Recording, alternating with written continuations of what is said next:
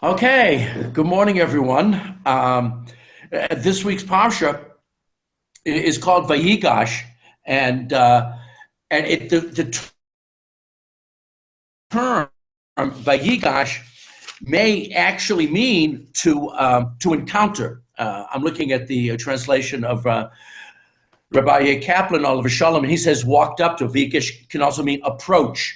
But it also can mean an encounter, a face-to-face. And this is really a parsha of encounters. The most famous encounter is the beginning of the parsha, Yosef HaTzadik with Yehuda.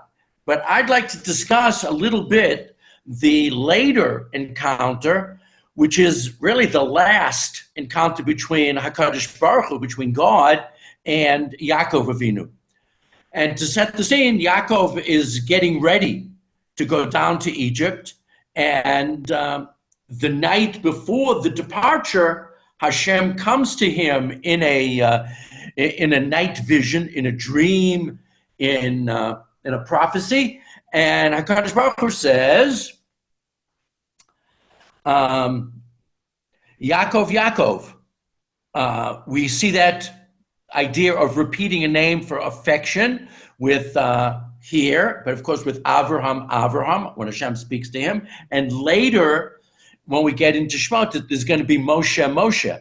So with this addressing, we clearly see that there is an emotional and a love relationship, a connection between Hashem and Yaakov Avinu. And so what is it that HaKadosh Baruch Hu says? He says, Anochi hakel Elokei avicha.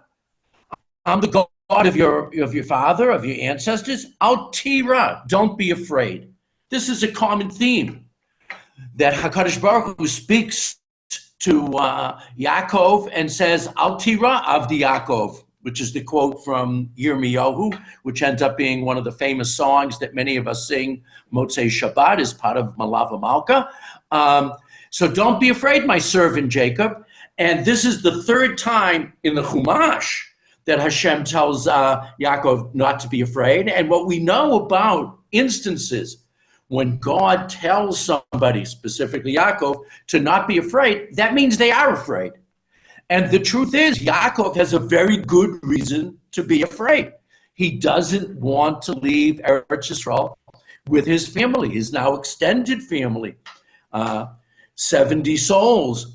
And it's a problem because Yaakov, from his 20 years in Haran, living with his difficult father-in-law Lavan, knows the dangers of galut, of exile, of the diaspora. It's very easy to assimilate, get lost, be taken advantage of, punished, physically abused. We see that's happened throughout history. And is going to happen to the Jews in Egypt. They are going to be enslaved and beaten. So Yaakov is understandably, realistically, rationally afraid of a real danger. But Hashem says, don't be afraid. And ultimately, the answer to why he shouldn't be afraid is the next verse in what it is that Hashem says. On what it is that Hashem says to Yaakovinu, which is Anochi ereid imcha Mitzrayma. I. That's an emphasis on that first person. I am going to go down with you to Egypt. Va'anochi a'alcha gam alo. And I am going to come back up with you. I'm going to do the Yerida out of Eretz Yisrael, and I will make Aliyah with you and your progeny when you come back. So what do these two things mean? So obviously the first one, going down, makes sense, but what's it mean when he says that HaKadosh Baruch Hu is going to come up with him? So there are many answers. That Hashem is saying, I'm going to make sure and I'm going to accompany your coffin when it comes back to be buried in Hebron.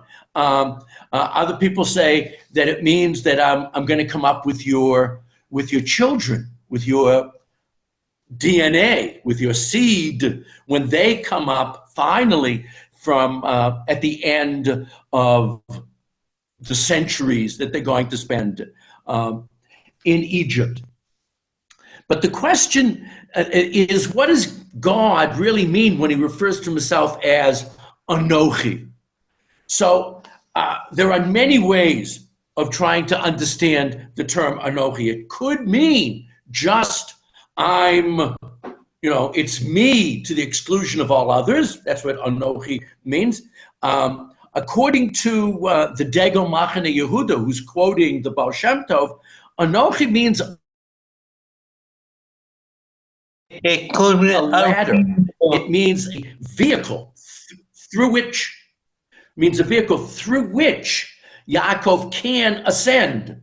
Because sometimes when you go down into a pit, you can't get out on your own. So Hashem is the means by which Yaakov Avinu will be able, and Bnei Yisrael will be able to ascend, to get out of this galut, to depart from this terrible experience in Egypt. It can't be done without the assistance of Hashem, and Hashem personally, as we say in the Haggadah, probably based on this verse, that I, God, am going to be with you.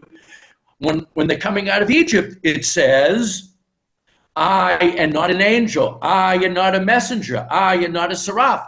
It is I, myself, who's going to bring you out. And that's probably the Anochi from our pasuk. Also, the similar idea is in Hallel, that when we talk about the splitting of the Red Sea, we say, I wrote it down, okay, that here it goes. In Hallel it says, Malacha Hayam, why, O sea, did you split? Milifnei Elokai Yaakov. It's split because HaKadosh Baruch Hu, again, the Anochi is there with him. So the first Anochi is based upon how we're going to get out of slavery. It's going to be through Hashem. Other people say that Anochi means the Shechina, the divine presence. And others are a little bit concerned with that pshat because we're not so sure that Shechina is easily available outside of Eretz Yisrael. Shechina is encountered here in Eretz Yisrael, in Yerushalayim, in the Beit HaMikdash. But the answer that I'm really interested in this morning is the answer of the Sfat Emet. And he's not the only one to give the preliminary part of this answer, that the Anochi in I will bring you out is the Anochi from Aseret Dibrot. Anochi Hashem Elokecha asher hotzeiticha me'eretz Mitzrayim. I, myself, am the Lord your God who brought you up out of the bondage of Egypt. And so the Sfat Emet says that Anochi, that I will descend with you to Egypt, and that Anochi will ascend with you, and that means the final aliyah of that generation is going to be at Har Sinai. We know the next generation after the ones who leave Egypt will have a new aliyah of coming into Eretz Yisrael, but that's a separate issue. How come the people at Har Sinai weren't those who go into Eretz Yisrael? But what I really want to go further in this in this Sfat Emet with you is why is this episode necessary? Why must the Jews go through this experience? And the Rabbi, the Sfat Emet, the second Gera Rebbe, has to let us know that sometimes Hashem will be hidden and sometimes Hashem will be revealed. Sometimes there is hester, there is hiddenness, and sometimes there is nigla, there is open, obvious encounters with Hashem. And to prove this point, the Rebbe uses a pasuk from Shir Shirim, from Song of Songs, and he says that my relationship with the beloved, that's Israel and Hashem, the metaphoric love relationship, is a garden which is na'ul, locked. And the lover and the beloved, their relationship is a spring, a source of life-giving water, is also na'ul, locked. And the Rebbe goes on to say that hester panim, the hidden, locked aspect of our relationship with Hashem, periodically is absolutely necessary. Why? Why must there be periods of galut, hester, na'ula, locked up? And he explains, the verse means that there are some Torah concepts which can only be brought from theoretical potential to actual, real and concrete, through a process of hester and exile. This idea comes from our verse, which Moshe Rabbeinu is going to say just before he dies. Anochi aster hester et panai. I will surely hide my face from you. Why is it necessary that there must be periodic episodes of hester panim, of difficult times, where we don't quite know where we're going? The path is hidden, is dark. The reason the Rebbe says it's not an accident, it's the way of the Torah, that often we can only understand a concept if we've lived with it, and it's actually has caused us some physical harm. Lahavdil, I'm not trying to give a facile analogy, but it helps a little bit. You know, you can't learn how to ride a bike without sometimes falling down and scraping your knee, and it hurts. Learning experiences for major difficult ideas often require us to work very hard and to not see where the solution is, to work our way through. And only when we emerge from the darkness into the light, we say, oh, being slaves in Egypt helped bond us as a nation. Oh, yes, scraping my knee when I rode my bicycle, that was part of the process of learning how to ride a bike. We don't see it when the process is going on. But in retrospect, we are better. We emerge more whole from the experience.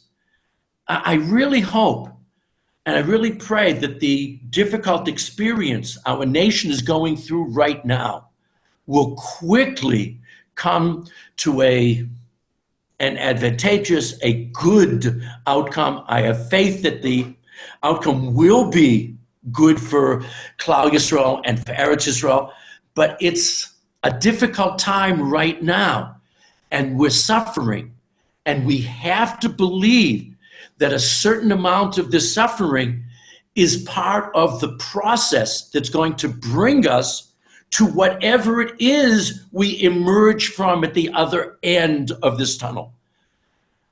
We do have to have faith that HaKadosh Baruch Hu, the Anochi, the Shekhinah, is with us, even in these dark times, and that hopefully the speedy redemption result, outcome of what we're going through now will make us see more clearly our relationship with Hashem, with Medinat Yisrael, with Eretz Yisrael, with the people of Israel, and we just have to have the strength, we have to have the commitment, the patience to go through this difficult time to hopefully see the better times that are going to follow it.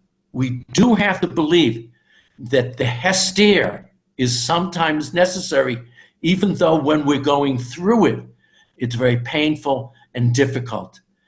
We're in the pain and the difficulty now, but please God, will emerge soon from these difficulties and understand how this experience has made our people, our nation, our country stronger because of the effort.